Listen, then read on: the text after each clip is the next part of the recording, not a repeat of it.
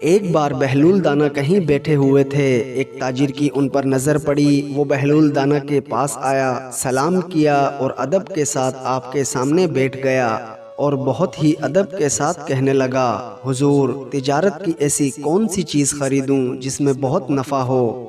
بہلول دانا نے فرمایا، کالا کپڑا خرید لو۔ تاجر نے شکریہ ادا کیا اور الٹے قدموں چلتا واپس چلا گیا۔ تاجر نے جا کر اس علاقے میں موجود تمام سیاہ کپڑا خرید لیا۔ کچھ دنوں بعد شہر کا بہت بڑا آدمی انتقال کر گیا۔ ماتمی لباس کے لیے سارا شہر سیاہ کپڑے کی تلاش میں نکل کھڑا ہوا۔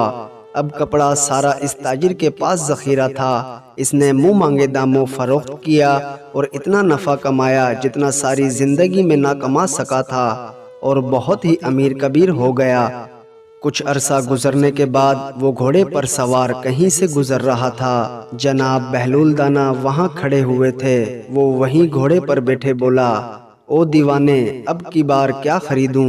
بہلول دانا نے فرمایا، تربوز خرید لو۔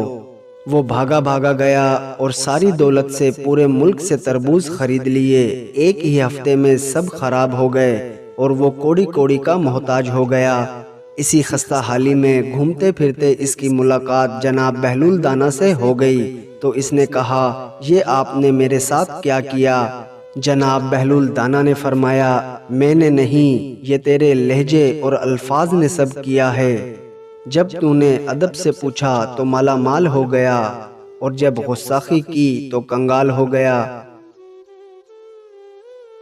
دوستو، ادب ایک بہت بڑی چیز ہے، اسی لیے ہمیں اپنے بڑوں اور بزرگوں سے ادب کے ساتھ پیش آنا چاہیے، ان سے اچھے لہجے میں گفتگو کرنی چاہیے۔ اسی لیے تو کہتے ہیں کہ با ادب با نصیب اور بے ادب بے نصیب۔